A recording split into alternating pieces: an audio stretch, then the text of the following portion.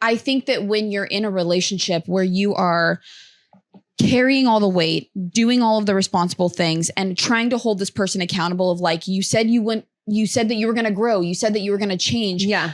All of my time and energy and ways that I could be investing in, like maybe myself is what it should be, but just things that I like, things that like bring me joy. All of that was going into my partner. Yeah. And then because of that, I have completely fucking lost myself. We go back, like way back, 21 years back. I'm Chloe. And I'm Kelly. And we have been friends long enough to know that that kind of connection is rare. We've recognized a pattern that we can come together feeling overwhelmed and jaded by life, but can walk away from our conversations feeling elevated and fulfilled. Our goal is to have our listeners share in that experience with each episode. This podcast is our love letter to each other. It has been years in the making, and finally the stars have aligned, and we like to open up our conversations to you. We intend to build a community where no topic is off the table. In a world where discomfort is actively avoided, therapy is not accessible to many, yet you should talk to a therapist, is a reflex response that denies connection. We have found that talking it out has been a form of free therapy in itself. We dive into topics like death, divorce, disordered eating, debt, and every taboo topic in between, all while balancing the scales with our tongue-in-cheek humor. With that, who's ready to get taboo? Okay. How you doing, friend? She's doing. She's doing. She's doing. She's alive. She's with us. She's maybe manic. She's manic for sure. She's rolling with the punches, and I don't know that I've ever done that before. So there's a first for everything. This is an interesting season. I was telling Taylor last night, like I really honestly feel bad for my girlfriends that just have to like love me through this season of life and like roll with it and just like, all right, fucking psychopath Kelly is here to stay. That's fine. Mm-hmm. I honestly, I don't think I've ever left that. I love that for you. Oh, please. You're so responsible and stable and you're doing so well. It's just a facade. It's just how it's I all come facade. off. I really appreciate that honesty. I needed to hear that, to be honest. It's a facade. It's not real. It's an illusion. Oh my God. It's intentional. Yeah. Not really. I don't even know what I'm doing. Oh, sweet. Well, how are you, Chloe? I'm good. I'm ovulating. You know, I think it's important to mention. You say it. I'm like it's an accomplishment. Yeah. Right. And I have like the weekend to myself. Oh, that's amazing. You know what's like, I love / hate this. Like, I don't hate it. It's just like, it just is. Yeah. Like you're in a relationship and you're ovulating and like your man cannot keep his fucking hands off you. It's like, I get it. Yeah. But I need a break. So it's just like, oh, wow, you look so good. I'm like, thank you. Thank you. But like, leave me alone. But also, like, your ego's kind of eating it like, up. I love it. Like, yeah, thank you. Like, keep feeding it. But like, be obsessed with me. Go Come hunting. on. Yeah, like, go away. No, dude. Honestly, the state of my life right now, I could use that. That just sounds so amazing. I actually can't relate to that at all right now. Well, why? It's fine. No. Oh boy. Want to get into it? Yeah, let's do it. Okay. Okay. So today we're talking about ending long-term relationships. Yeah. It's something that you and I feel like have talked about a lot. Yeah. Like a lot. Well, and I feel like because we kind of always end up in a situation or like in a season where we're both kind of going through it, like one after the other. Mm-hmm. And thank God we haven't gone through it at the exact same time because like at least one of us is like stable enough to like help the other. And be like, touch some grass, babe. It's all good. Touch some grass. It's all good. Yeah. Both of us together. That would be destructive, chaotic, crazy, unhinged. Just to like play into the fact that we're going to talk about this in this episode, but like you and I have never been single at the same time. Thank God. Because I think that's for good reason. Yo, I don't know, man. That could be fun as hell. But I just realized because we're never single in general. Yeah, true. There's also that. It's a short-lived like we've never. It's like usually just like a blip. It's like a blip. Yeah. It's like a okay, let me catch my breath. On to the next. Yeah. So yeah, I realized that the other day. I was like, oh my God, we've never had that moment because we love to date people. I think the universe has other plans for us. Yeah. And I think that would, you and I being single together could just be a fucking nightmare. Could be. Someone could end up dead. Anyway, it's fine. Are those new shoes? Yeah. I really like them. Aren't they kind of fun to platform? Yeah. Those As are if good. I don't know. I'm the tallest No, girl. you have the legs for platforms. Thank you. Yeah. I have this like a false narrative that I'm a tall girl because everyone in my family and my life is so fucking short that I'm like, What are you trying to say? maybe 5 foot nothing. Watch your fucking mouth. And what's funny is like my sisters and I are all the exact same height. We're all like incredibly average people, but because I don't know, I just think I'm so tall that I've never bought platform shoes. And then I was like, you know what? Fuck that noise. I'm not that tall. I went from being 5'5" to 5'6". Yeah. It's really not that big of a deal. Wow, to be 5'5". Wow.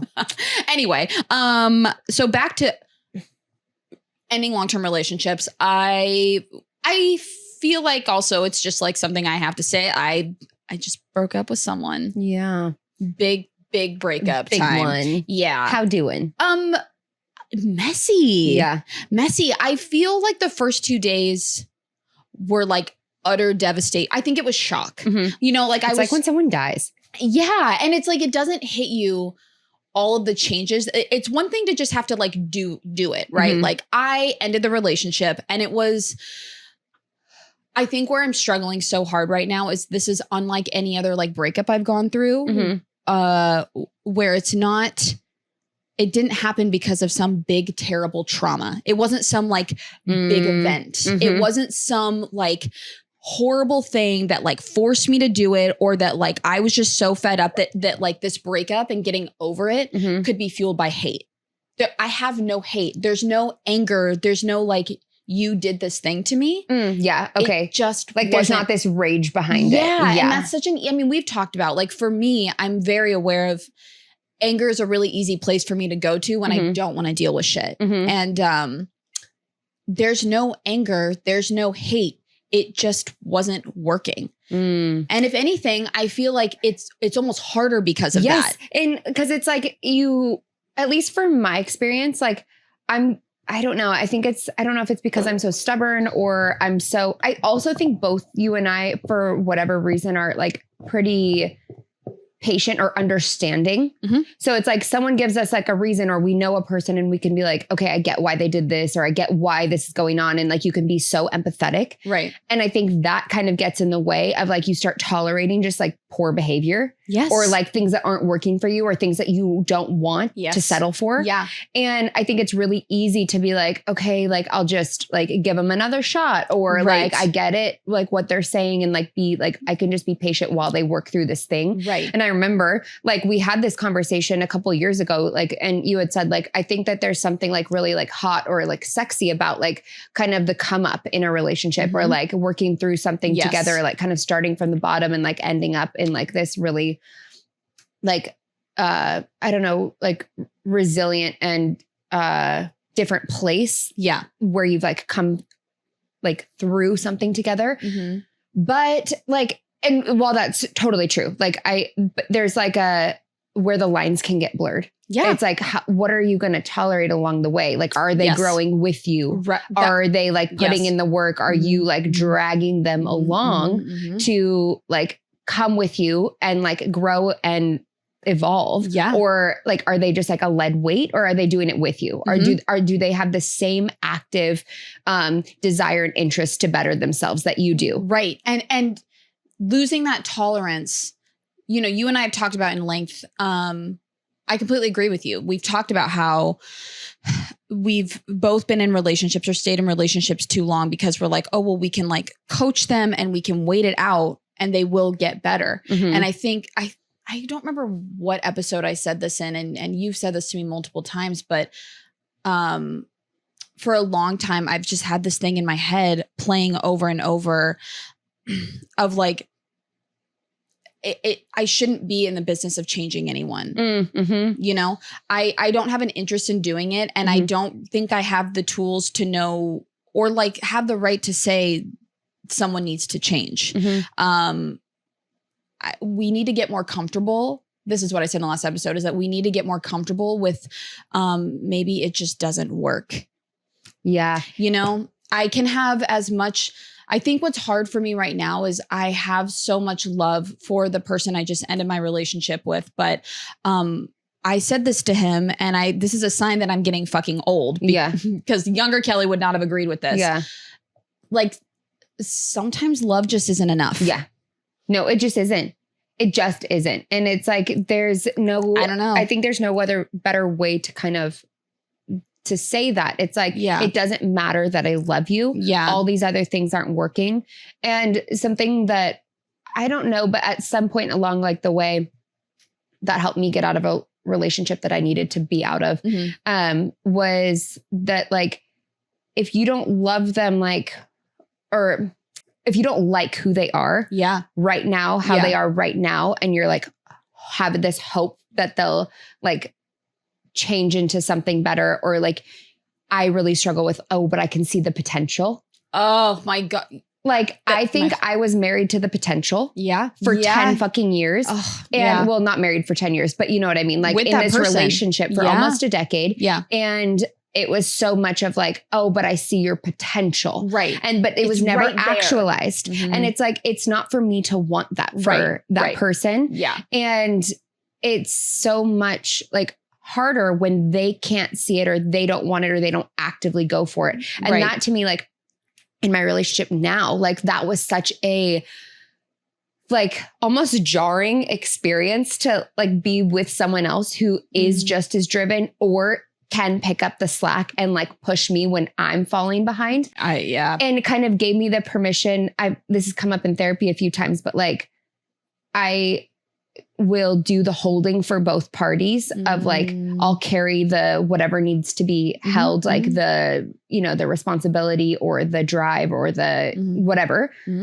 And to not have to hold it for two people now. It's like, I'm actually allowed to like fall apart and like have them kind of help me, and then vice versa. And we can actually be a team, because, and this is getting maybe a little bit into the weeds, but I heard, like a relationship expert or something, they were talking about like a relationship is not 50-50.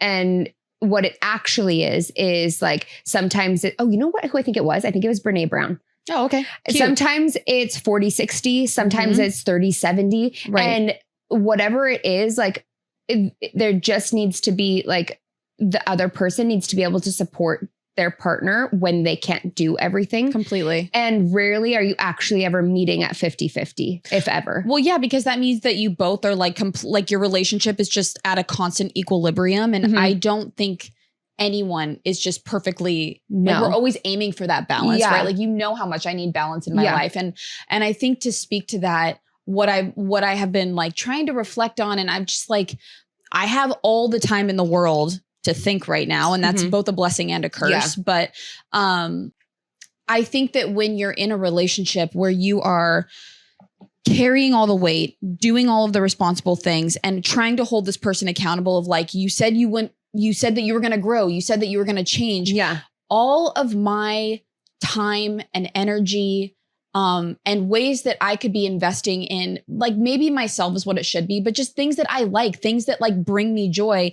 All of that was going into my partner. Yeah. And then because of that, I have completely fucking lost myself. Yes. Dude, I don't even, like, I stopped doing, and this, just for the record, I am not here to like bash him or blame him. I'm not. No, you're just speaking to the dynamic. Yeah. There's no and shit. Your experience. Yeah. There's no shit talking here, and it's all good. It's just, and I had told him this towards the end, but I just, I stopped caring about anything that made me happy. Right. Like, cause we had gotten in a routine. We had found things that we mutually love. And I think a part of growing up, or like being in every relationship has been like this. It's a fucking pattern for me.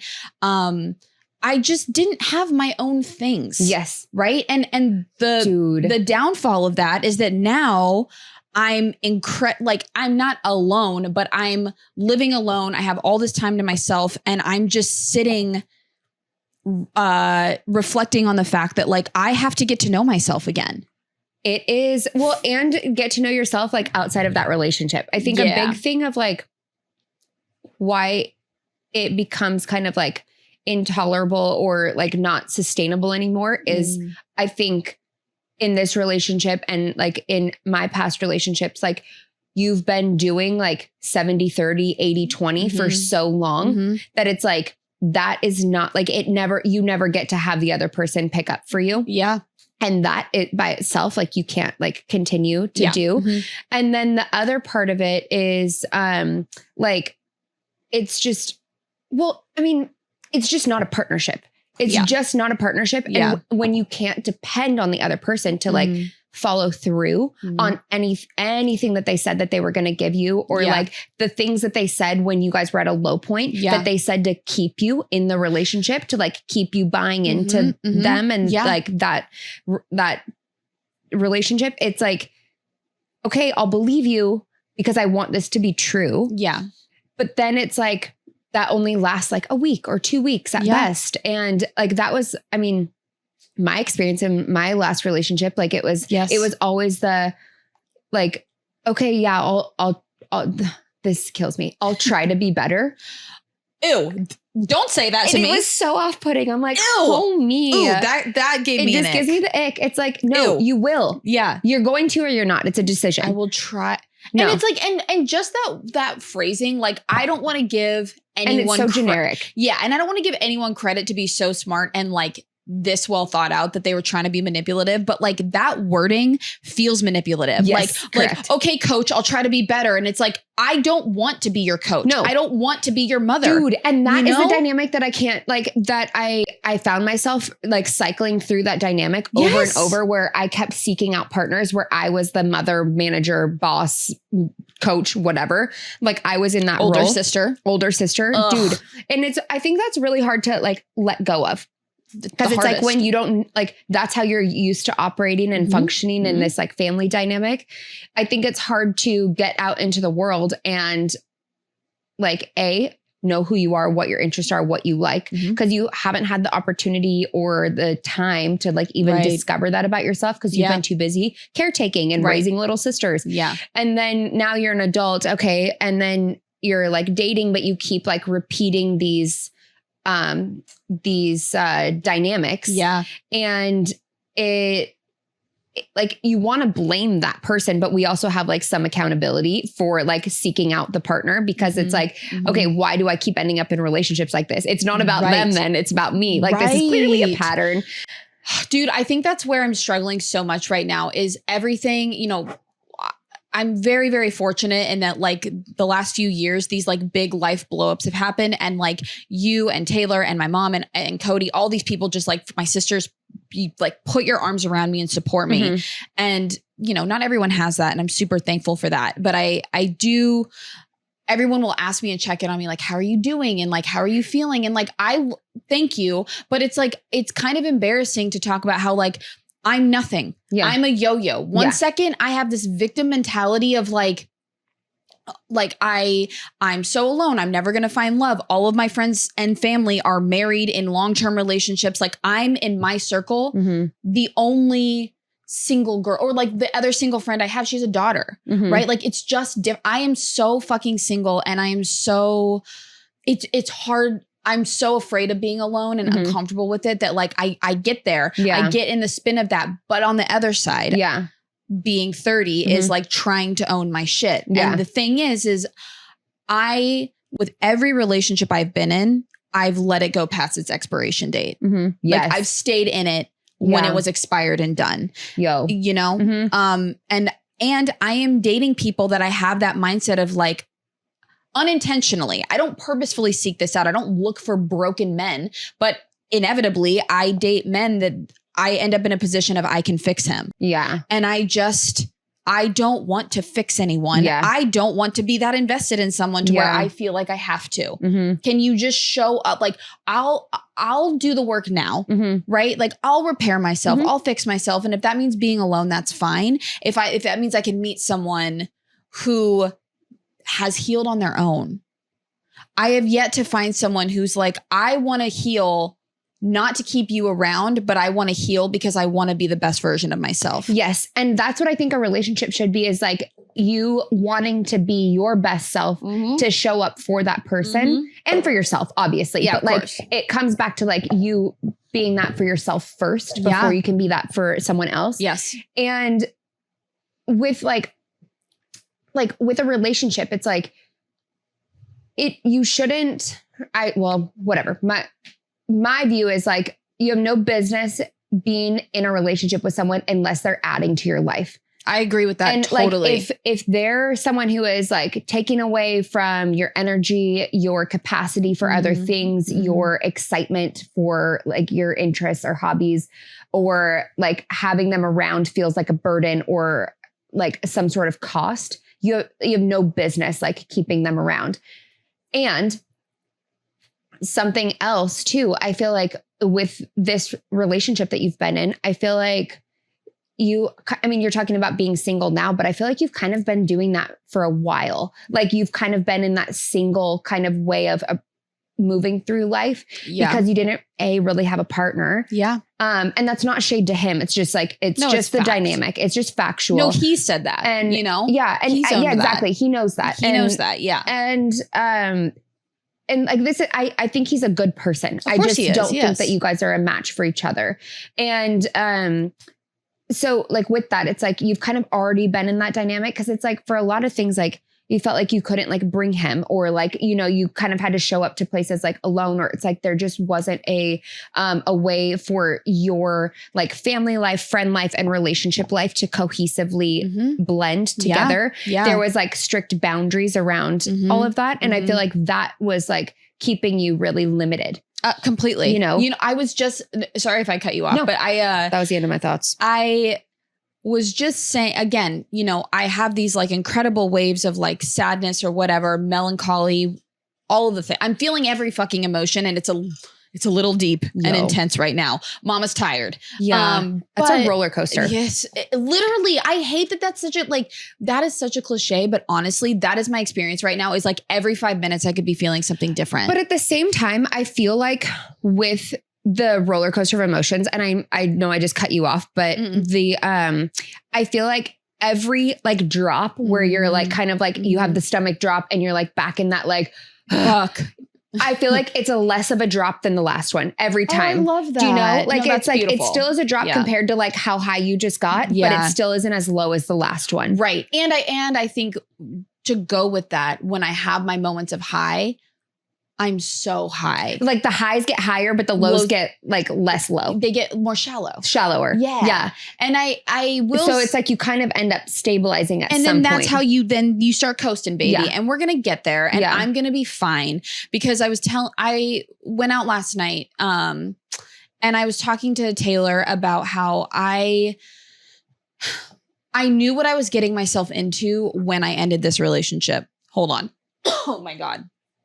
I, at this point in my life, and it's just so like, I turn 30 next month, and I like all of these things it's freaky, dude. It's freaky. I almost want to go talk to a psychic or something, because literally I think this shit is so cool, but we should go get our tarot cards read today. Fucking let's do it, because I need someone to like, I'm so down. Yes. There's a place over on Hawthorne. Cute. Oh my God. Oh, I know where it is. On 34th. Anyway. Of course it's on 34th.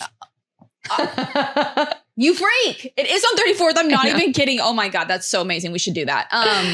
But this year, so this person I just ended my relationship with, like, first and foremost, I think that's when everything started kicking into gear. We were engaged, as you know. And I called off the wedding. Right. For a myriad of reasons. I'm sorry, but that was so badass. Like that was something chaos. Like I never had the balls to do. I almost did 3 times. And then I told you, I was like, well, it'll be easier to get divorced than to call off a wedding. Dude, not true. But dude, you have like the balls that you have, the cojones. Actually, you know what? No, fuck, not balls. The pussy that you have on you to be able to call off a wedding. I don't know if it's I appreciate it, but I feel like it feels more like balls are too sensy. Like, have you heard? I think it was Betty White. She was like, a pussy can take a beating. Oh, Jesus. Betty White. I love her. Icon. Yeah, so, R.I.P. You know what?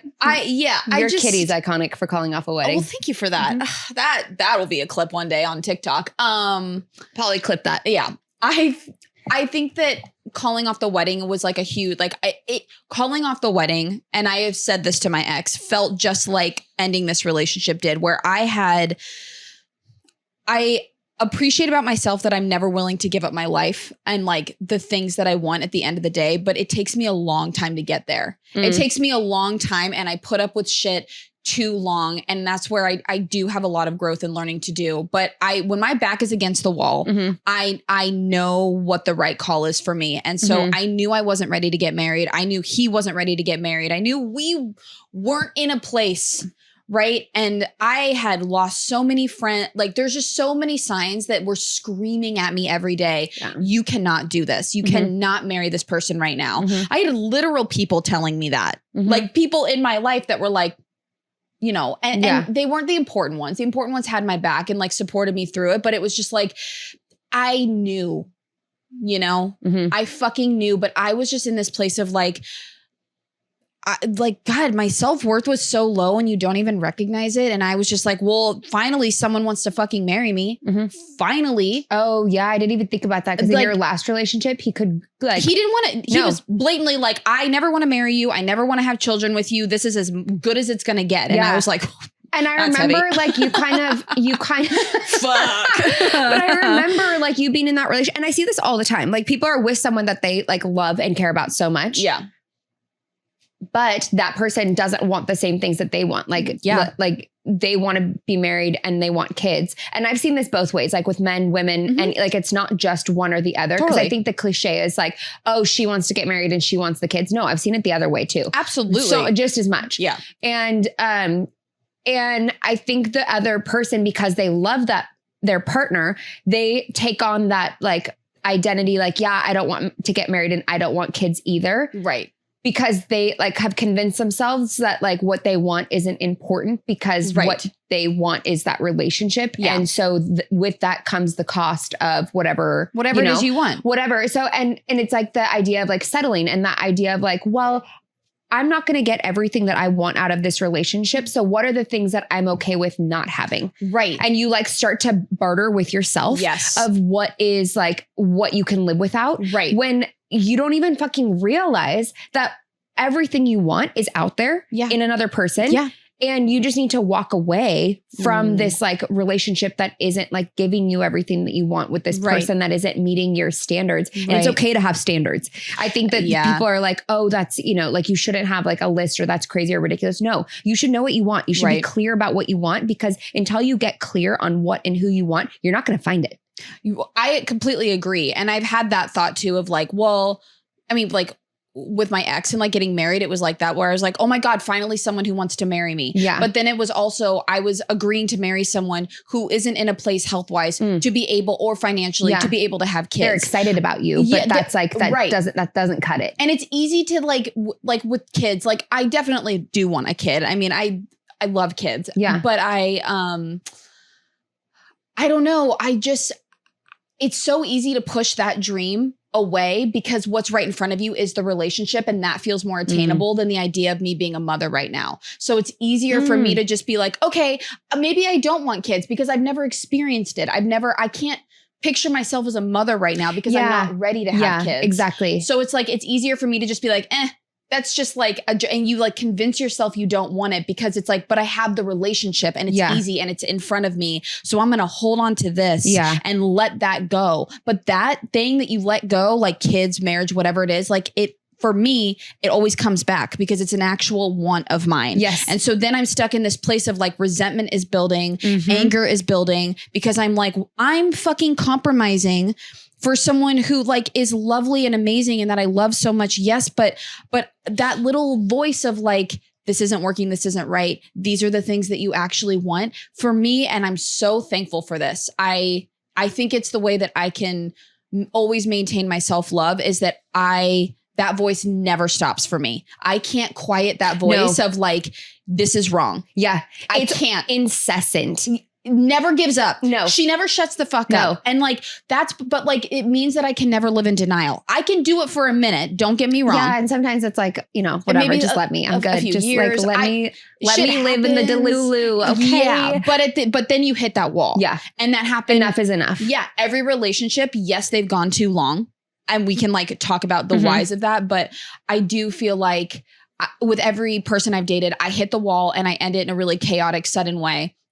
But it feels like a self-preservation thing of like, you want these things. You want these things. You deserve to have these things. And right now, I'm really trying to stop and slow down and be like, instead of thinking on to the next, instead of thinking, gotta start searching for the next person. No. Yeah.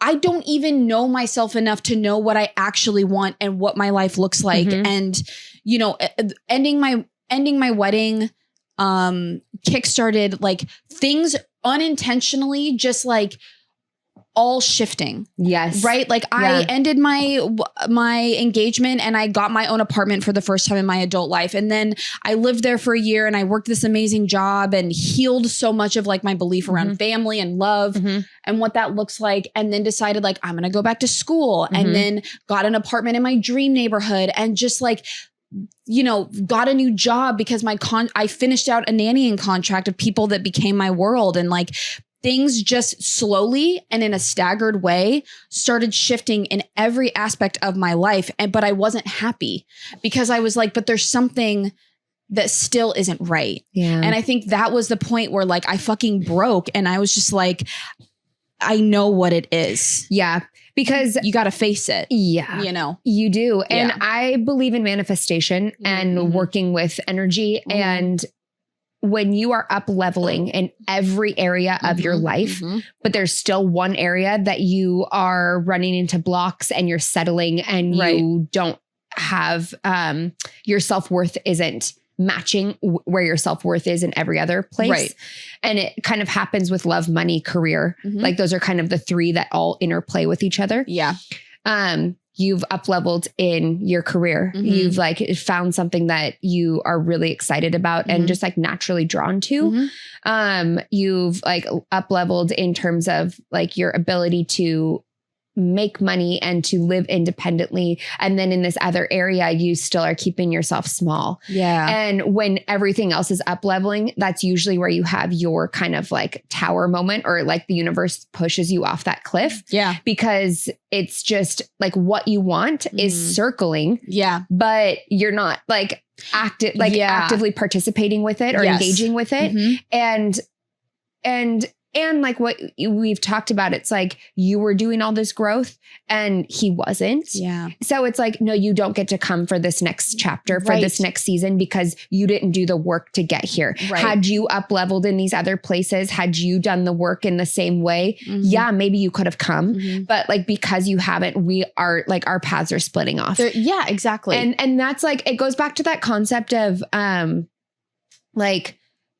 we've talked about this before, like not everybody is meant to be in your life for the whole story. Like some people are just a couple chapters or just one book in the series. Like it's not meant to be the whole time. And there's so much that you learned about yourself and what you want in relationships from this relationship that now you get to take that and go forward with it. Like I think in my past relationships, like I also have stayed way past the expiration date. And it has taken something traumatic and super like unsettling to get me to leave. Yeah. And even with those things happening, I still kind of try to stay. Yeah. And it's, I don't know, like I think a lot of places maybe where that had come from, but I think a lot of it was like a self-worth issue. I think so much of it was just not like, well, in my last relationship, I had like put him on such a pedestal and convinced myself that like, so my self-worth was so low that I thought that that was the best I could do. I thought he was a better person than me. And I genuinely believed that. Like I genuinely thought that like he is better than I am.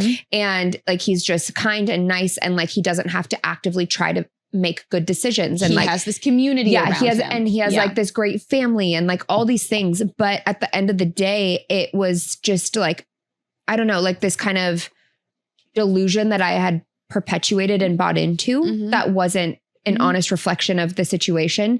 And then like something happened where like, I mean, he fucked up in a big way and like made some crazy decisions and like that got him in a lot of trouble. And those things like kind of opened my eyes. It almost was like a relief. Yeah. Or like he did you a favor. He did almost like, it's almost like he leveled the playing field. Like I all of a sudden was like, like, I'm not so bad. I'm not so bad. Yeah. Like, and because I felt like because so many of like my needs weren't met in that relationship, and that's not his fault either. Yeah. It was my fault for staying in something where I wasn't getting what I wanted. And that's important. Like for me to always remember, like we made these choices. Yes. We're not the victims here. No, we're not. I'm really not. I chose to stay in a relationship that wasn't serving me. Yeah. And then I chose to make like other like decisions to like try to like stay in that relationship that it wasn't working. Yeah. So when like these big traumatic things happened, I was like thinking like, oh, okay, now he's got some trauma that maybe we can at least relate on something. Do you hear that? Isn't that crazy though? Like the self-worth, and I'm in the same boat. So I'm speaking from like a place of like empathy here. Yeah. That it's like the self-worth is so low that even when someone is doing things like breaking the law, you're so used to masking and molding yourself that you're like, well, now we can trauma bond. Yes. You're willing to trauma bond instead of leave this person. Yes, exactly. That's crazy. And that wasn't even the thing that like made me leave. I was like, I was very like understanding and empathetic, and was like, oh, he just needs some therapy. Yeah. And thank God now we have something to go to therapy about. Like, do you it's hear? Just so real, but do you hear how like crazy so it is? Deep in it, and then he just started resulting back to just drinking and like being out of control and like putting his job on the line again and like putting my livelihood at risk. Yeah. And that to me was the tipping point. Cause then I was like, okay, now I can't trust you. Right. And I think at the same time I had done enough. Like I was almost finished with school. I could see kind of the light at the end of the tunnel where I'm like, actually I could support myself at the end of this. Like I don't need him. I think that was a big, that feeling is so good though. No, it was. It's amazing. Huge. And it was like a big part of like, okay, I don't actually need a partner to be able to like move through the rest of my life. Like if I find someone then, and they're adding to it, then great. But like, I don't need them. Yeah. I want that, but I don't need it. Yep. I can do it on my own. And that was really important, I think, for me to prove to myself. And I had in that kind of like those kind of couple months or weeks or whatever of like my world being kind of just like, I don't know, being constantly pummeled. It's like being pummeled by a wave over and over. Like a wave keeps coming. You're like, it's like that scene in Blue Crush. Do you know what I'm talking about? Where she like comes up for air and there's another big wave. Yeah. And she has to another. And another. And she dives under, but they keep fucking hitting her. And she's hitting the coral and like she's just getting fucked up. God, and like, but she like comes out and it's okay. She's like, and then she wins and like all the things. She's battered and bruised and like all of the things. Cause that is an unfortunate thing that I feel like I've learned with all of these fucking tragic breakups I go through is that, the universe or whatever it is, like it doesn't care, right? Like it's going to be relentless and it's going to keep, and if you're actually like making the changes you need to make, like this is how I feel about the season of my life is like, I'm doing the things that I know are what's best for me, no matter how uncomfy they are and how much my brain is like, if you just go back, you're going to feel so much better because it's a quick fix. It's a quick shot of adrenaline or like of dopamine to just be in a place of comfort. Yes. But it doesn't fucking last. No. And the universe doesn't like, it has your best interest in mind. It is just trying to get you to where it knows you like can be, or like it wants you to be. Yeah. Like it's just trying to get you to grow into that. Yeah. So I like anything that happens that feels like so fucking hard. It's just like, okay, I just know because I've done this enough times now. I know that whatever's coming on the other side of this, I'm excited for. Yeah. And that's what kept me going through that season was like, I'm excited for whatever's next because I know it's better than this because I've seen that happen over and over. Yes. And I recognize the pattern where it's like, okay, like this is gonna be worth it. Yeah. But it's like, it's that Blue Crush moment where it's like, it's just, it feels like it's not going to stop. Yeah. And it's kind of what is scary. You know, it's like when you're in, sorry, I guess I'm the analogy queen today. I love that. Like, you know, when you're doing a workout for the first time and like, you don't know what's coming next. So you don't know how long this like set is going to be or like, it's like, okay, I don't know if this is like 30 seconds or a minute. And so it just feels like it won't fucking stop. Yeah, totally. But like, if you know, okay, it's like, you've already done the workout or like, it just doesn't feel as long the next time. I feel like that's kind of what it's like when you're in it because you don't know how long it's going to feel bad. Yeah, because we're or how long it's going to hurt. We're control freaks, and we need to know what's coming next. Oh. You and I are holding on to everything like this, white knuckling everything in our lives, trying to make sure it's under control. Oh, I'm just saying. I guess you're right. And that so tracks. When you're going through like, and it's not even just a breakup or ending a long-term relationship, but it's just any big changes that you're making in your life. It's, I'm feeling so incredibly out of control. And I think that this is for me. And I think it's good for you. I think it's a good life lesson. Yeah. I think it's something it's like exposure therapy. Yeah. And like leaning into the fact of like, yo, I'm just gonna have to fucking float. I don't have any control right now. I don't know what's coming next. I don't have any plans. And what all of my energy is going into is not, jumping into another relationship with a guy. Mm-hmm. To be honest with you, I am actively every day. I can say all the sexy things. I can act like I've had all these profound thoughts, but like at the end of the day, I am Kelly. I am terrified of being alone. I am so scared that all of my friends are going to get married or are married or have babies and are moving on. And I'm stuck single 30 in my own apartment. And that's hard for me. And my brain does go to, well, you just got to find the next guy. And this is the first time in my life that I don't have a guy lined up. I actually just broke up with someone because it wasn't working. Yeah. And it's not because like someone else, like there's no one on the pulled you out of it. Exactly. There's no one on the horizon. There's nothing out there. I have nothing lined up in my roster to like distract me from all of my bullshit. From like it definitely feels, it's 11/11. That's funny. It feels like this is the time where you have to just go inward. Yeah. Like, this is my wake up call. And not even necessarily not in the way of like being a hermit or like closing yourself off from the world, but like inward in like a reflective way. Completely. That's all I'm doing, right? Yeah. Is like I'm sitting here and reflecting and writing. You don't have anyone to babysit. You don't have anyone to check in on. Like it's just you get to do your own thing. And what's interesting is it's funny because it's like you have the fear of like being alone, not having kids and not being ready to get married at this point because there's no one lined up. Like all these fears. And it's funny because I know people on the other side who are in like relationships that they don't want to be in, have kids already. And then they're like, I just want to live on my own in an apartment and like not have any responsibilities and have it just be me and my dog.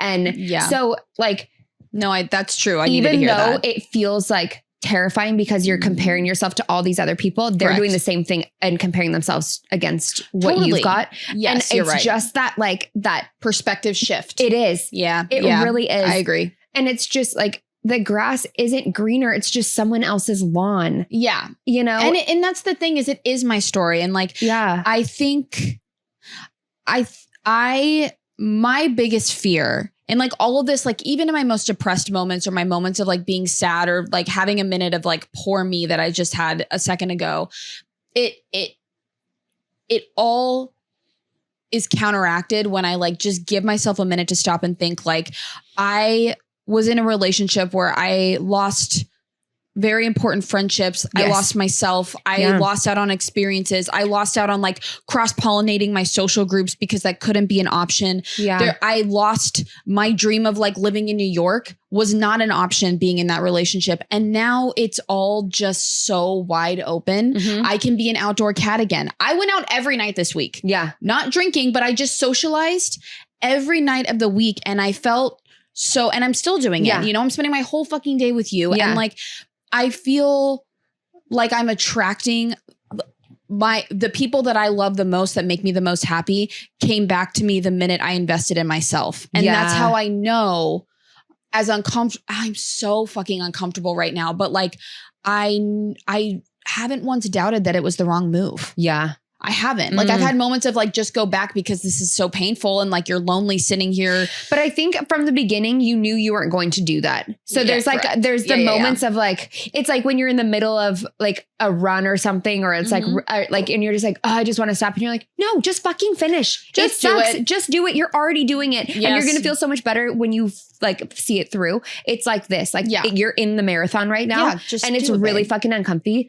It is. But like, you're going to be like just better for it on the other side. Well, and I don't know if you felt this way. Like anytime I end a long-term relationship, it's when my back is against the wall, but I'm also just like really tired of my own bullshit. Yeah. Like, and I think with this relationship more than any other one I've ended before, I just am like, it's the same shit every time. It's the same. Like I am trying to fix someone who like does like these people that I'm with deserve to exist in the way that they do without me having to coach them. Like they should be able to be who they are and take up the space that they take and not have me resent them because it's not the right fit. Yes. You and know? when you get that, you all of a sudden get a relationship where you have a ton of independence in it because you're not worried about the other person. Like that's at least been my experience in my relationship now. Okay, it's been such a fucking breath of fresh air because like I am not worried about what he's doing. I'm not worried about like keeping him on track. Yeah. I'm not worried about like him following through. I can go do my own fucking thing. And I know that anything that he told me he was going to do, told me he was going to get done, or like any promises like we've made to each other are going to happen. I can rely on him for the first time. Yeah, that's huge. In any relationship I've ever been in, I can rely on him to be a partner. And so then I get to go like be with my girlfriends, go do my own thing, like, you know, be off for the day. And like, I know that I can come back to him and like all of these things that we need as a couple in our relationship are still there and happening. And so we do so much better when we both have our own thing going on. It's so like important. when he is like, he can go hunting for the weekend or he can be gaming with his friends or he can like have friends in town, like while I'm like working and they can go out and like, he can go do all those things. You and I can do our thing. Like we can have like days where we're just recording all day or like meetings about this or just girl time. And I can do that with you or I can do that with, you know, like whoever it is, all my girlfriends. And it's not, I'm not worried about it taking away from our relationship. I'm not worried about being away from him for too long. Right. I'm not worried about any of those things because like he has made me feel really secure and like I can trust him. There's like and I didn't realize that that's like what trust felt like. Yeah. Because like, that's I think huge. so much of trust comes back to, or like what people make it about in a relationship is about like being faithful and like in that infidelity part of it. It's so much more layered than that. Exactly. So like you hear people like, what's the most important thing to you in a relationship? And they're like trust. And it like everybody interprets that, at least in the past when they're saying that, I interpret it as will they cheat on me? Yeah, exactly. And okay, so fucking what? But like I heard Dax Shepard say this and I could not agree more. It's like, I could care fucking less if they're cheating on me, because if they're cheating on me, we have a million problems before that. Yeah. You know, like cheating is one of the very last things on the list that I'm worried about. Like if I can't, all the things that I just mentioned, can't rely on them, can't depend on them to show up for me, to hold their word, to not like spend their money wrong. Yes. Like all these things, like if I can't trust them to be a responsible human being, like who gives a fuck if they're putting their dick in someone else? Like that's just not something I'm concerned about. Well, that just feels pretty surface level when you're talking about trusting someone with like their genitals versus just like building a lot. Like if you're in a serious monogamous relationship, especially where you're living with someone, you're kind of signing up to like building a life together. Right. Yes. And I think that it's more heartbreaking and devastating to have someone betray that trust than to go fuck someone else, because it's easy to find someone to have sex with. That's not, you know what I'm saying? Yes. No, like totally. Like it's such it's a betrayal to be like, yo, let's put our lives together. I'm signing up for this. You're signing up for this. Here's how I'm contributing. Here's how you do it. And they're just like, nah, like, I'm going to make all the promises and I'm going to like say all the things to make you feel better because they can pick up on how anxious you are about it. Yes. Like manipulative. Yes. Master manipulator. Like they know exactly what to say to keep you around just a little bit longer. Yeah. Like just wait it out. Yes. Just one more moment. They're capitalizing on your empathy and your patience. Yeah. And your tolerance. Well, and then you've said it in a lot better way than I'm about to say it. And I know that, but like by tolerating it and by giving chance after chance, you're just teaching them that like, I don't know, something about behavior. What is it that you say? Like it's something about like you tolerating their shitty behavior is just like teaching them that they don't have to stop. Yeah. That they get to continue to do exactly what you don't want them to do because there's no consequence. Right. You know, like there's nothing that is like, there's no they don't lose anything by continuing this shitty pattern of behavior. Right. And like, that was a big thing in at the end of my last relationship. I was like, he's sitting around having a pity party for himself for no fucking reason. I'm like, you are feeling sorry for yourself when you still have a wife, you still have a roof over your head, you still have a job, your family still loves you. I don't feel sorry for you, bro. No. Like I don't get what this is about, but like you are like, it's not like encouraging, but it's like you are communicating that is an appropriate, acceptable way to engage in this relationship. Right. And it's like the longer you stay, the longer it's that cycle perpetuates. Right. Well, and I do think that, I think that the idea of unconditional love has been like, at least for me, like twisted or romanticized in a way that like, I think I've had like a big misconception of it. For me, I've like really behaved in my relationships as like real unconditional love is that I stay no matter what through all of their fucking bullshit. And that is a lie. But then, cause then like, you're disrespecting yourself in the process. Well, yeah. And I can staying does not equate loving you. That's toxic. Yeah. In my opinion, that is so toxic that it's like, and you can, there's like a really pretty way to put it so that you're guilted or gaslit into staying of like, I'm staying through all of your hardest times. Like, listen, there is a time and a place for that. And I do think that people go through seasons where like you were talking about, like you need your partner to pick up your slack. That's fucking different than a pattern behavior, a repeated cycle of broken promises, bad habits, things that are affecting my well-being that is not being considered. And me staying out of loving someone unconditionally, I'm staying out of fear. I'm staying out of low self-worth, the discomfort I'm going through now. It's so unimaginable to me because the scary thing about long-term relationships is that no matter what, they come with comfort. There is this like certain level of comfort that I think everyone wants. Because if there's like, even in a relationship that is dysfunctional, there's a false feeling of stability.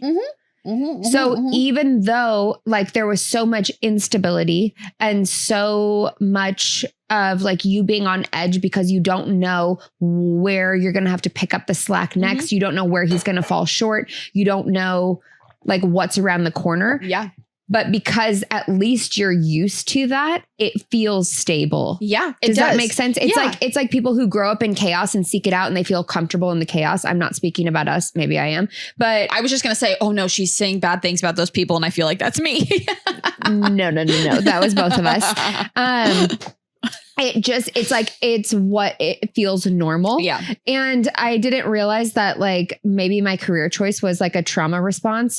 I love that for you. For a while where it's like, oh, you went into a career where there's a lot of like chaos, literally trauma. Putting out fires everywhere. Big sister. And it's like, I never realized that like where that strength of like kind of being able to like stay calm or like operate well in a crazy situation is because of what I've been thinking about that a lot too, is that like, I wouldn't say that I had a childhood where it wasn't like unstable like honestly I feel like my adulthood has been what's really traumatic. Like everyone has childhood trauma, but like I for the most part feel like the most chaos from my childhood was the fact that I have a mother who loves to move. Right. So like that was the constant change in my life was that like we were constantly moving, and even with a fourth house stellium, that can be really unsettling. So what I mean by that is, so Kelly has like a pile of planets in her chart, like pretty much everything in your chart, literally with Scorpio and fourth house. Yeah, it's crazy. Everything is in her fourth house, which is the place of like home, lineage, roots, like your physical home, but then also your like lineage and stuff. And a lot of times can be like more the maternal lineage. Not always, but generally points to that. And so you have a concentration of planets there, including your moon, which is maternal and emotional. And so when there's a lot of changes there, like it's important for you to feel like you have a place to hunker down. Totally. And when that's constantly being like, upended or whatever, that can be really destabilizing. Oh, interesting. But for someone else, moving all the time could be really exciting. It's just how you've interpreted that feeling. Now I want you to look at my mom's chart. Cause like now I'm thinking back and I'm like, okay, if that's true, like we're moving all the time. I know for a fact then that my home, right, that I found, and no matter how many times we moved, was in my mom. Yeah. I'm so attached to my mom, and my mom was my home because my mom has been the most constant part of my life in like the best way, where like we could move to all these different houses and I never felt maybe I like in the back of my mind did, but I look back at my subconsciously. That's the word I was looking for. Thank you. I look back at my childhood and I don't have any sort of like resentment or like, oh my God, it was so traumatic to move. It was a new adventure, but I think it's because my home wasn't my house's, it was my mom. Yeah. You know, so because I do feel like, you know, like I have such a strong connection to my mom. All those fourth house things are so, that's so real. That like fourth house and mother and moon there, plus like a lot of other planets. It's like a deep connection. It's deep. And I think, in Scorpio, it's deep. And I love that. I love my story of that. And I love the chaos of it all. I do thrive in chaos. And it's so funny though, because I was texting my mom, like my mom and I went out the other night and we hung out till like 1 o'clock in the morning. Shout out to Steph for staying up until like, or no, maybe it's 12. Anyway.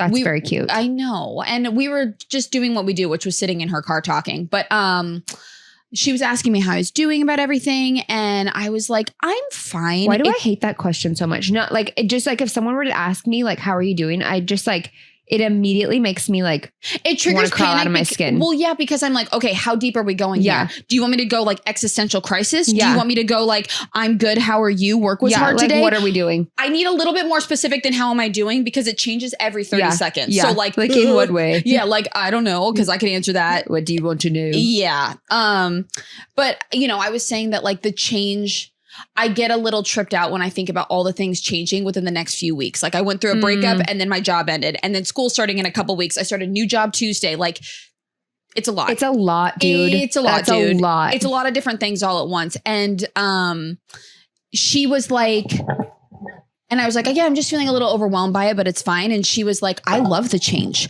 I love change. I crave change. I need change in my life constantly. Because in her opinion, it's the monotony of it all that starts to bum her out. And I was like really thinking about it. And like, as much as I do love, like it's complicated. We've talked about it on the podcast before when I think our first episode, when we were doing like the this or that, and you thought that I would answer like, are you a homebody or do you like to go out? Or something like that. Yeah, and like you were, and you were surprised by the fact that like, I was like, oh, I'd rather go out than like be home, because I do love a cozy night in. I love watching a movie, all those things. But at the end of the day, I do agree with my mom that, and I think that's what pushes me also to end relationships, to fully circle back, is that I don't want to look back and be like, wow, I gave up my life for this person when I knew it was wrong. Wow, I'm stuck in this place of monotony. Like, yes, it's really comfortable and I love a routine. You know, I love a routine, but I do have to feel like I'm living a life and that life is still happening, or you know? Yes. And I think where the monotony in those relationships comes is when the other person doesn't have a drive to like grow, change, evolve. Like when you're with someone who has ambition, then that is a part of it. So you get both. You know, you get the changes, you get the evolution, but you also get some stability and some comfort at the same time, because you like know this person. Right. And like, that's what I love about my relationship now is like, we both are so driven and we both have like big dreams, big goals. And that was something that in my last relationship, I didn't have. Yeah. And I feel like that's kind of like the same place that you've been, is like this person is complacent and okay with being where they are. Yeah. And I think it's like the same thing of like how, you know, when you're with someone who says they don't want to get married or they don't want kids, it's easy to like take that on for yourself. And vice versa, when you're with someone who is ambitious and wants these things, it's easy to say like, oh yeah, me too. Right. When actually you don't. Like my ex, he is comfortable living in the same town he grew up in and just like having a simple, small life. Like that's okay for him. Yeah. And it wasn't okay for me. That wasn't enough. Like, and his family supported that and they wanted those things too. And that is okay. Yeah. But for me, it wasn't enough. Exactly. And like, I'm sorry, no one wanted to be famous. Like, and I would love to be famous. I would love that. Oh That my sounds God. like fun. Yeah. My Leo placements would love that. Yeah. And like, and the thing is with Kevin now, it's like there's still that like drive and like that like excitement or not still, but there is that. And I didn't have that before. And I think that's like what keeps it exciting because it's like you're both constantly like working towards something. Yeah. I almost wonder, I just had this thought of like, maybe the proper type of comfort to have in a long-term relationship is one where, you are working together. It's a partnership. You're working towards your goals. And the comfort comes in those moments of rest you have together, right? Mm-hmm. Like you're working together constantly. And then you both finally are able to stop and take a break and breathe together. And soak in where you're at. Exactly. Too, and like appreciate what you're in. And reflect on like the work that you have put in. And I think that for me, where I'm at is, and again, this is no hate towards my ex. It's just kind of true that this unfortunately was a relationship for me where I am so fed up and it almost can be a place of anger, but it's just like actually being really done. Not getting what I want because I'm so afraid of being alone. I silence these dreams I have. I honestly have a goal of like living in New York. I'm going to be in my 30s, probably living with roommates, doing all of these things that like I have wanted to do for a while, but living with roommates is a great way to meet people and like get connected to the city. And like, especially if you meet someone who's a local, like they can like show you around the like city in a way that you would never get to experience otherwise, you know? Yeah. And, but then I also like, it can just be mine. I have given enough of myself to enough people. And quite frankly, minus my friends and family, I think that it has been kind of thrown to the side and it's fucked up my self-worth a lot. I will put everything into a relationship and get almost nothing that I want out of it. And again, it's just how it's happened. It's just a compatibility issue. And I just am tired of giving away these parts of myself and still not reaching the goals or like getting to the place that I want, you know? So like this year is just about like, I just like, I want to get me to New York. I don't want to have to stop. Like the thought of like, I can just move if I want and I don't have to worry about like someone else's life, fucking up their life, fucking up the trajectory that they're on. Cause he's on a trajectory that is great. He moved here from New York. He hates New York. Like that in itself, writing on the wall. Like it was like just close enough, but not it. You know? Yeah, it's it was like there's the New York connection, but it's just, it's in not in a way that he fucking hates it and never wants to go back. And you're like, oh, and I'm like, oh, I was put on this planet to live here. Yeah. Got it. So lucky for me. But like, regardless, like I'm not trying to be preachy. It's just like, I do think that in terms of like, you know, moving forward, I can't even think about dating someone right now. I don't. And I think in the past, like when we've ended relationships, like we've mourned the relationship while we're still in it. Oh, thank you for saying that. We've been over it for so long. Yeah. Before we even like actually like talking about staying beyond its expiration, like we're done. Yeah. We're so done by the time it's actually done. Like we're ready to move on because we feel like we've been operating like from this place. Like we've grieved the relationship, we've mourned it, we've moved on. And now we feel like we're in a place where we've been single for a while, even though we've still been in a relationship. Like we've been functioning as a single person. Like we're ready for the next thing, which, you know, to each their own, but like, at least that's been my experience and my process. So like, a lot of people can be like, oh, you moved on quick. And it's like, but it was bad for a long time before it actually ended. I was just going to ask you that. Do you, because I feel like you and I have very similar characteristics when it comes to being in a relationship and ending relationships, all that shit. Do you ever feel that little bit of like embarrassment or insecurity around like how fast we both tend to move on? Yeah, I have felt insecure about that. And especially like in this last one, because like, well, you were married, so I think that I was, and I think that like we had just filed for divorce, like probably 4 or 5 weeks before I met my new partner. Oh, and I didn't even mean it like that, where I'm like, oh, you moved on while you were married. I meant like, I think. No. I know what you meant. No, I know what you meant. I thought I like for a second was like, wait, did that just come across really bitchy? No, just meaning like it's a big change, like to end a marriage. Yeah. And there's a big difference between like ending a relationship that's a marriage versus like a boyfriend. Yes and no. I've had that conversation before and I just don't feel like there was like much of a difference. Like there was just paperwork involved. Well, for you personally, but I think that because people put marriage on this like pedestal, weird pedestal, like socially, it's maybe different. It's like harder for people to. Yeah, it is. Divorce is taboo. Yeah, which is stupid. And so all I meant was like other people, not you. Yeah, true. I hear what you're saying. For you, it was like the best thing that ever happened to you, in my opinion. One of them. Yeah. But I think that I didn't expect for it to be as hard for my family to get over as it was. Exactly. And I think that's the hard part of like, I mean, even just in any long relationship, like that when the family is involved, it doesn't matter if you're married or not, it still is hard. Yeah. Like, cause you're breaking up with everybody. Feelings about that. That's really hard. And like, anyway, so like getting out of that relationship, finally filing and like doing that, then I meet this person like just weeks later. Yeah. And I'm like, it's everything that I had made this list in the summer of like everything that I wanted in a partnership so I could physically see it. And I realized like my current partner met none of those qualifications, like nothing, not even but like, you know, like none of the things that I wanted or things that were important to me in a relationship. Make that list eventually. It is so good. Yeah. It is so good. And I think like what helped me make the list is because like I had spent the last like year and a half, maybe 2 of our marriage, like really kind of in this self-discovery place and really like, I mean, kind of like what you're going through now, but like I just did it while I was still in the relationship. So I love it. And so I discovered like all these things about myself that were really important to me and like things that like I'm excited about and like found like my own shit, you know, like stuff that was mine that I wasn't just absorbing because I was trying to fit into a friend group. Right. Like I moved away from everybody. I lived in like this place where I didn't have any like influence from like friends or family of like telling me how I should be, what I should like. So I was able to figure that out for myself.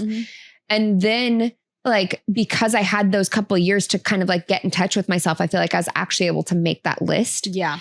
And everything on that list, I was so excited about it. And I'm like, nope. Like and this was like 2 pages of like, you know, a list of things and he didn't meet anything. And I was just like jarring. And that was probably like, that was when I knew it was over. Yeah. Like, and I still like, that was in maybe June or July or whatever. And, I could look back, I have it and it's like, I still have it in my journal and it's like dated. So I'd be curious to see.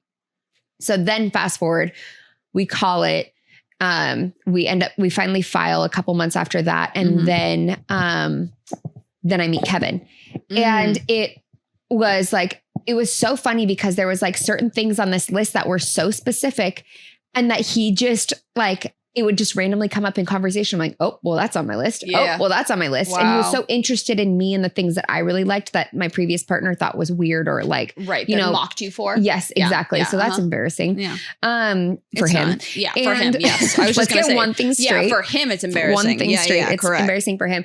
So then the more I get to know him, like the more I get to know Kevin, it's like, he's checking every single thing on this list, like every single box. I'm like, well, I mean, he maybe isn't like, doesn't know anything about like this part or like maybe like he doesn't check this box, but like, is that actually something that's important to me? Then 2 weeks later, come to find out he does know about that thing or that is a passion or interest of his. And I just had no idea. And it's like all these things that I felt like, how is this all going to be in one person? Like these are such random, weird things, but like, how am I going to find this and like all wrapped up in one human? But then I just kept telling myself, I'm like, no, like I am this weird, like contradictory, like hodgepodge mix of all these different hobbies, interests, and things.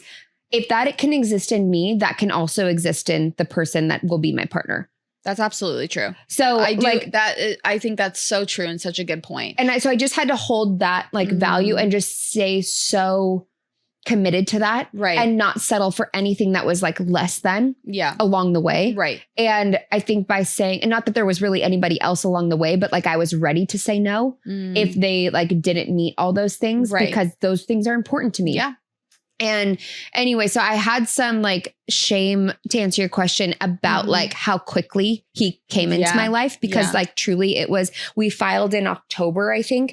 And I met Kevin like right around the holidays. So like Yeah. very quick turnaround. And like we hit it off like right before Christmas break when like we had finals. Oh, because I remember you came home blissed out of your Yeah. fucking mind. It was so stupid. It was. Blissed. Do you remember the Central Oregon trip? I do. You do. were so giddy, sparkly eyed. Like I just, it was a whirlwind There is a love. no high like meeting someone new. There is no high like it. Yeah, it gets me in a lot of fucking trouble, dude. It gets me in big trouble. See, where you and I are different, I'm avoiding all of that right now because I fall in love with, and not just like for romantic partners, with people. Like I have a lot of love that like is all up in this body, and man, that is the best and worst trait to have for me right now. Yeah. Because I just genuinely, where like my sister keeps saying this, and I do believe this. It's like you typically find your person when you stop looking and when you write off. Well, exactly. Cause I told you, I was like, I am ready to spend the next 2 years. Like I'm about to go into my Saturn return. Yep. I'm about to like, I'm ready to just work and be alone and work on my shit. Yeah, dude. You know, and all the shit I've been saying right now. You just turn your light on your mic. That's embarrassing. Keep going. Oh yeah, you got it. But that was suspicious. I am like just going to do my own thing for the next couple of years. I'm not interested in dating. And I was just so committed to just keeping my like nose down. And anyway, he came into my life, but I do think it was because I had done a lot of work leading up to that point that I think I was more ready than I thought I was. Right. But like to your point, you left before you had to grieve it while you were in it. You left before. So you're getting to do all that like introspection now without having to be in the relationship still, which I think is so huge. Like I didn't have the courage or the ability to like leave the relationship before that point, to do it truly on my own. Right. So I kind of had this, like quote unquote safety net, which actually ended up being like a huge problem. But I think that's why this big traumatic thing happened. Yeah. Was because I was just tolerating this bullshit. And the universe was like, all right, get the fuck out, lady. Like you are, enough is enough. Enough is enough. Yeah. You actually like were taking action before it got to the point where the universe had to intervene. You know what I mean? Yeah, I do know what you mean. And I do think that there's like pluses and minuses to like both ways we've ended our, you know, like your last relationship you ended and mine that I'm currently going through. And I think for me where like I mixed things up a little bit is that like again, it's no hate to my ex, but in dating him, I lost my two best friends other than you. Right. Yeah. And it was very complicated and unnecessary drama, but like it just, that fucked me up. Yeah. And big time. I was just telling since then, obviously I've rekindled with them. And, you know, I said I was with one of my friends that I lost previously last night. We went out together. Taylor, she comes up a lot. And I was saying to her, as hard as everything is and as uncomfortable as everything is right now, I have to remind myself that when I was in my relationship, all I wanted were my fucking friends back. All I fucking wanted were my friends back. And I knew that I could never forgive him for the fact that I had lost them because of his actions. I knew it. I knew that was going to be something that like would forever define my relationship with him. And I had to get out of that. And so I've spent the last year where I haven't been really doing the work on myself. I think that's what this time is right now. It was mending those relationships I lost. And so, you know, what's really cool about the order that I've done this and where I'm so fucking thankful is that I'm going through this really hard time right now. But like I have my friends there to love me and support me through it, right? Because I was able to instead of focusing on like trying to fix my romantic relationship that wasn't working, I was just like, well, I'm going to try and fix everything with my friends because I'm just convinced that deep down I knew this was coming for a while. Yeah. So I was like, okay, we always know. I need to like invest in us and do a creative project and make sure that like you and I are at this place and like spend time with my family and like, you know, fix my shit with Cody and Taylor because I knew that like there is I can't live a fulfilled life with a happy relationship if I don't have my fucking friends. No. I just can't. It's like, or my family. What's the fucking point? What's the fucking point? And I have spent. You should have a partner that like also jives with your people that you love. You know, like that should be, that is a given. You have no like, fucking idea. We've talked about like you and I going up to Seattle for your birthday, and the whole time you keep talking about it, like with Kevin included. And I'm like, that could not be more exciting to me. The fact that you want to hang out with like me and my person. And I know that the way you operate and the way he operates, it's not like a third wheel situation. Like honestly, you'll be the third wheel. I'll be the third I'm wheel. going to flirt with him. I know. Correct. And just like you guys just have like your Libra shit. Like you just see each other on a different like level, same humor. You can make fun of me. Listen, like when you send me audios and I'm playing them, Kevin will just be cracking the fuck up. Like he thinks you're so funny. Like, don't tell me that. Yeah, you know, don't tell me that. You're so funny. Oh my God, stop. That's the way to. It's just, well, also he has Mercury in Scorpio too. So like you guys just get each other. And I love you so much. You fulfill all of the parts of me, but I want Kevin to go because I know that he'll go to a fucking bar with me and we'll have a great, not that you won't, but that dude's down to clown like I'm down to clown. He's the biggest clown. I have this fantasy that has nothing to do with long-term relationships, but if we go to Seattle, there's this bar called Unicorn and and like Kevin's metro ass is gonna, I don't know if that's problematic to say, whatever, but like he's metro as hell. I want him to wear his fucking pearl earring that he's worn before. Or no, it's the necklace. He has a pearl necklace. Yeah, he's got dangly earrings. Yeah, I need him to wear all of that, and we're gonna go to Unicorn. It's a gay karaoke bar, and just I have this. No, he gets hit on by the gays like you would not believe. So I have this friend at work who also has a curly mullet. Oh, fabulous. It's so funny. Yeah, so like the tight curls, but his is longer and it's like your color. Yeah. And like, bitch, like May's curls. Yeah. Like it's like that, but your color and like longer and Kevin's cut. It's kind of like a mix of everybody's hair. Anyway. So Kevin came to my unit to like come get something. I think I had brought something for him in my lunch, whatever. He came into the break room and they clock each other and then they do a double take and Kevin's like, nice mullet. And the guy's like, I was just going to say the same thing. And so they had this like moment of like, over the mullet. Yeah. Then Kevin leaves. And then later, my friend from work comes up to me and he's just like, who was that? He's so hot. And I'm like, that's my man. He's like, I think he's so sexy. Oh my and I'm God. like, I know. And anyway, so now anytime like we're going to hang, like he invites me to hang out, I just feel bad because he keeps inviting me to hang out. And it's like, I never can. Yeah. And anyway, we've got like a date, like possibly on the books where we're going to be able to. And I was like, I'll bring hot Kevin. Cute. And he just like eats it up. Well, so yeah, I there's love nothing like, honestly, there's nothing like having a person in your life that your people fucking love and adore. No, it's a huge love. I've been having this like state of it's like a beautiful state of euphoria, but shock. And again, I don't want to come across as dragging, but like I've had to live the last 3 years of my life where it's like, oh, okay, well, I want to go do this thing, but I have to show up alone. Yeah. Or like I have to go to this party. I'm alone. Yeah. Or like, or my partner would come and like, he's a moody person. Yeah. And I'm just like, what am I going to get? Yeah. And then I can't fucking enjoy myself, but I'm too fucking old to be okay with that. So I'm just like, fuck it. You're not coming. Yeah. Because I don't want to deal with feeling this anxious. And so it's like, I'm having to unlearn the fact that I can cross-pollinate again.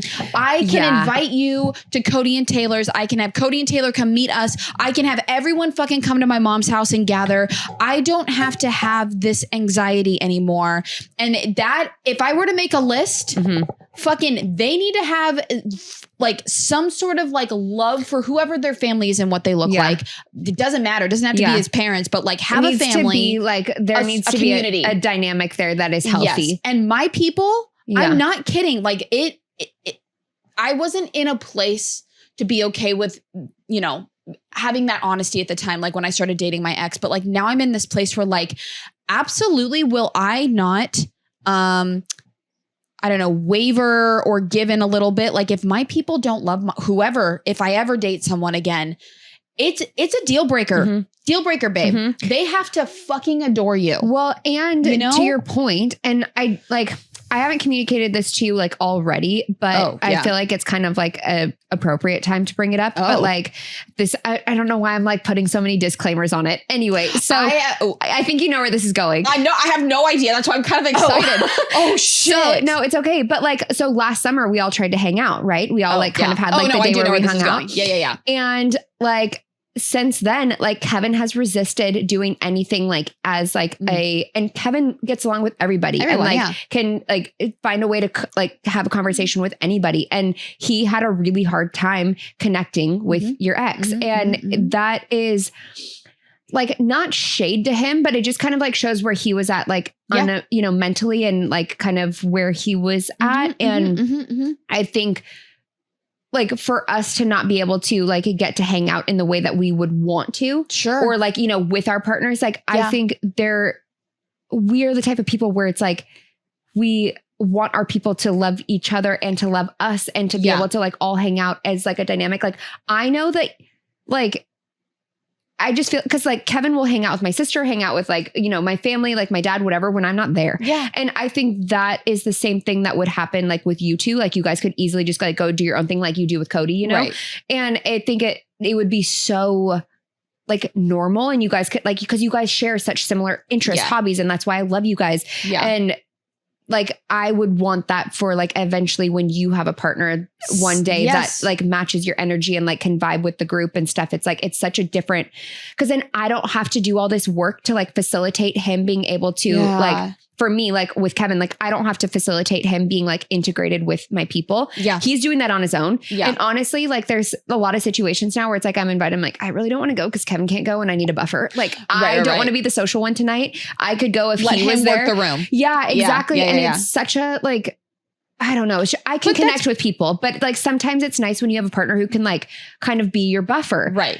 Who's good at it. And I feel like you would do so well with someone who could also do that rather than like where you've been in your last relationship, where I've been in previous relationships where it's like, I have to do all the facilitating and like, kind of, it's like the little shy kid where you're trying to like get them to like, come on, you can do it. Or just like, and like the stress of it all. It's like so much work. I just like, I don't have to worry about him. Yeah. Like I am like, and that's, he's probably worrying about me.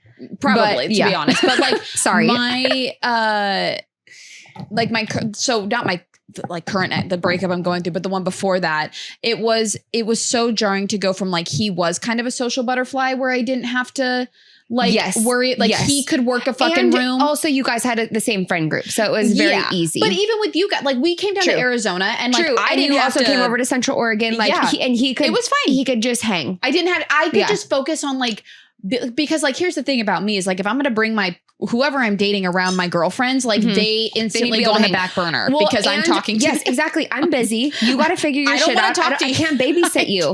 I'm sorry. Talking to the girl. I expect to be babysat, but I'm not babysitting you. I'm not babysitting you. It's just the laws. Well, and I just am hyper fixated on my, but also I need him to be able to come and hang out with like a group of all my girlfriends and hold his own. Yeah. And like, I don't have to explain or make fucking excuses or be like, oh, sorry. It's been like, I'm sorry. If you struggle with health, mental health, all of those things, do what you got to do to take care of your shit. But after like the last couple of relationships I've been in, it's not a fucking excuse to me anymore. It's not, because I'm losing my mind already. I'm doing my own work. Right. I don't have time to carry your shit for you. And I am an outdoor cat. Yeah. I am a social. I am a Leo rising. Yeah. He can find someone else who like wants to stay home, wants to get high, game. I don't know. Things. I don't know, whatever he wants to do. And it's not even like it's more like me having a moment of catharsis right now of like, at the end of the day, not to be dramatic, but it is a form of me quieting myself and like, and also losing out where like people staying small, staying out of the way, not making plans, like not going disrupting, to bars, we'll just have a quiet weekend in and I'll make my own plans. Like you can't do that every fucking weekend, dude. I like to like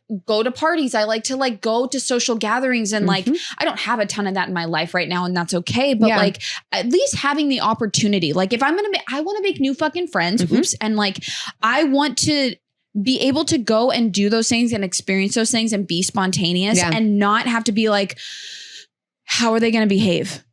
Because like with my ex before my current one, he had like a major drinking problem. So it was like, how drunk is he going to get? Yes. And like, he was almost too social. And then I can't like drink or participate or like really have a good time even. And I'm not a big drinker. I never really have been. There's definitely been nights where like I'll drink, but it's like, even when we were like in our early 20s, like I could never really enjoy myself or like let loose or like not be on guard because he was going to get so drunk that I didn't know if he was going to try to get in a fight, if he was going to get kicked out of a bar, if he was going to wander off in the cold, if he was going to make it home. Like I had no idea, or if he was going to pay for an $80 Uber out of our joint bank account. Like I did not know. Yep. Like, and so that kind of like instability is so not okay in a partnership. I will never again. I will never. And it's again, this is me just being like, I need to say these things because I have to process things out loud. That's just like how my brain operates. And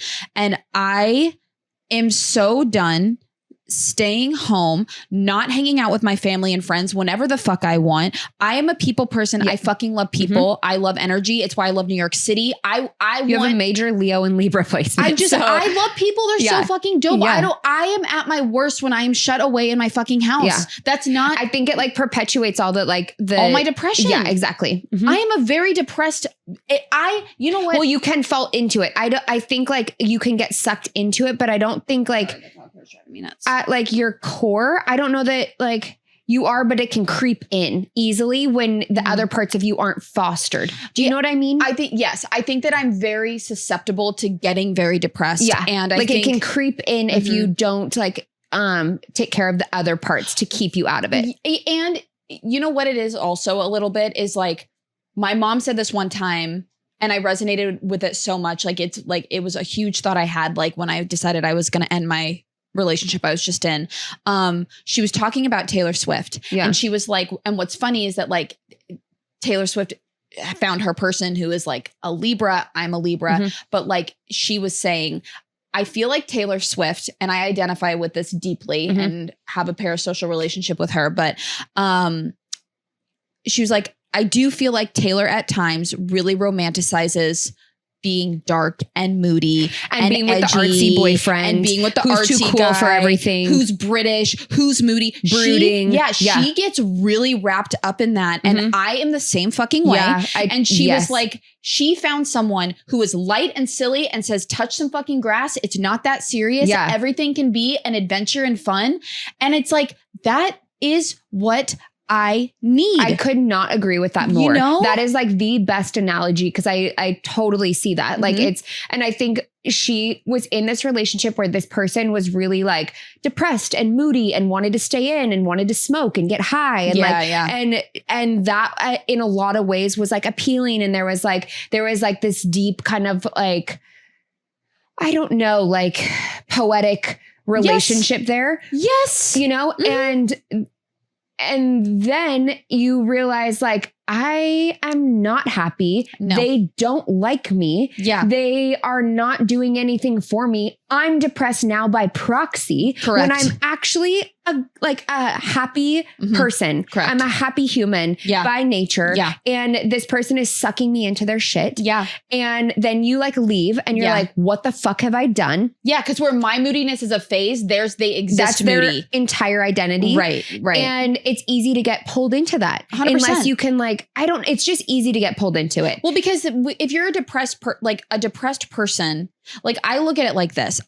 When I met my current ex, I had just broken up with someone in a really traumatic way. I was all sorts of fucked up and really, really lost. Yeah. And what I needed was to well, look at Taylor when she got into the relationship with Joe. She had just been like excommunicated and had all these rumors spread about her. And like, it was this really dark time for her. And so she was ready to be in a shut in depressed place. Well, and she met someone who matched that. Right. Because your claws are out. You did the same thing. I did the same thing. Yeah. Like your claws are out. You're hurting. On edge. You're cynical and you see the world as this dark, terrible place that's out to get you. You're mad at everyone. So you find someone who can let you deplete from the world, hide in a little cave, and they will just like they'll put their blanket of depression around you so you can be mad. The problem is then you come out of it and they're still depressed. And they're still depressed. And then it's like, well, mine was a phase. Yours is a forever. Yeah. This isn't going to work. Yeah. Because I'm so fed up with being miserable.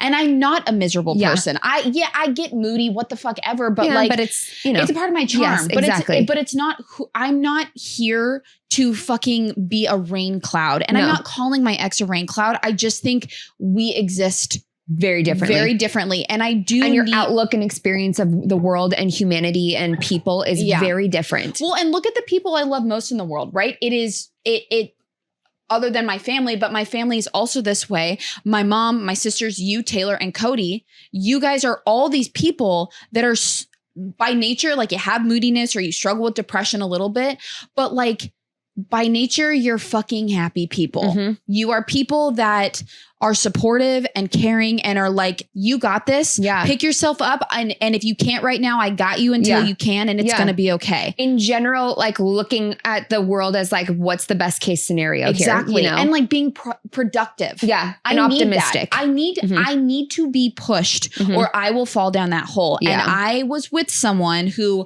nothing but love for him, but like he was someone that wanted to fall down the rabbit hole together. I can't. And there's someone else who wants to do that with him. Absolutely. That's the thing. Like, Absolutely. and that's what I kept having to go back to. And like, and you know, and we can start, like, we can wrap this up here. But like, I am such a believer that it's never one-sided. You know, if you're unhappy and you're not having needs met, they're also struggling with the same thing, whether or not they can articulate it. And I think the biggest favor that you can do for both of you and the most loving thing that you can do if you're not happy is to leave. Because that only is going to be breeding ground for resentment. And they are also not happy whether or not they can identify it. Because even if like, for instance, in our situations, like we're constantly asking something of them and trying to like have them be something that they've never proven that they can be. So why am I expecting this from him when he's never shown me that he can do this? Never shown me that this is him. Exactly. Who am I to ask this? And so when you finally like can like take that burden off of them and that expectation off of them, they get to be free and they get to actually connect with someone who is okay and loves them deeply for exactly who they are, because it's exactly what they need. You know, and we can go find what we need in someone else. I agree 100%. Instead of trying to make this person fit that mold. And it's frustrating because like I have said that to him before and he's just like, no, like there's no one else and that's his journey to go on. But like, what he doesn't recognize and what brings me comfort and peace is that in our breaking up, he's done nothing but spend time with his family and go outside and play basketball. Good for him. Healthy. That's exactly what he needs. Oh my God. He's investing time in his family so that he's not alone, taking care of his dog and playing basketball and focusing on his job. Good for him. All things he never did when we were together. And sometimes it takes being out of a relationship to do the things that you actually want. Like I have a friend who like when they're not together, they are doing so great. And then the second they end up back in this relationship, that was us, things are just, they're not good. And it's like, I think that's hard when you can like be like still in communication and like they're having like, you can see this person and they're doing all the things that you wanted. They're sober. They're like, they're taking care of themselves. They're taking pride in themselves. They're treating you with respect. They're following through. But the second you're in a relationship, all those things go out the window.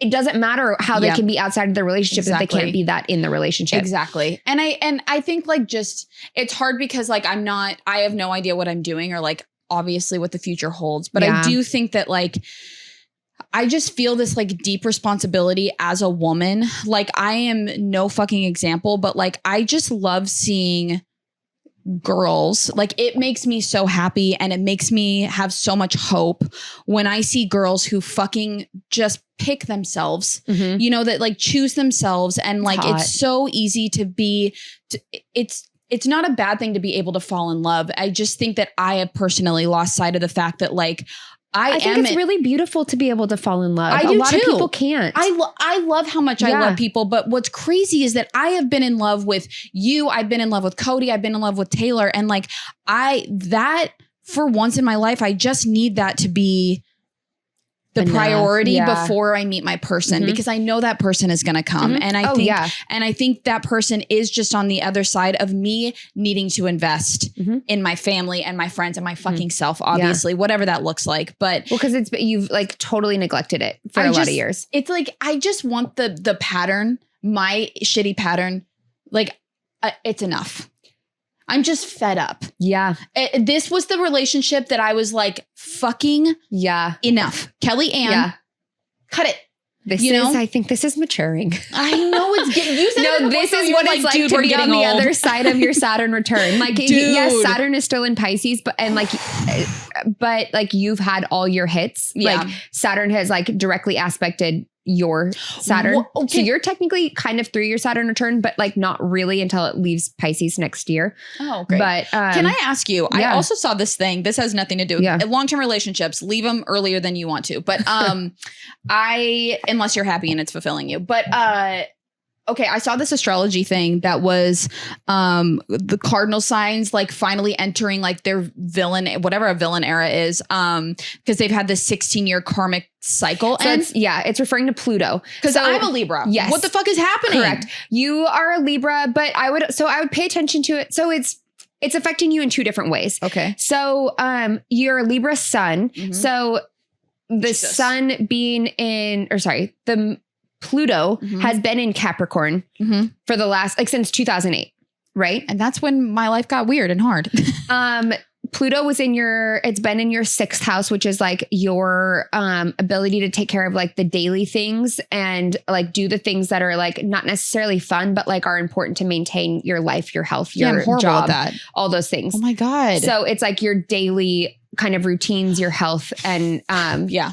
Astrology's weird, dude. yes. It's so fucking weird. Pluto has like been dipping its toes back and forth into Aquarius for the last couple of years.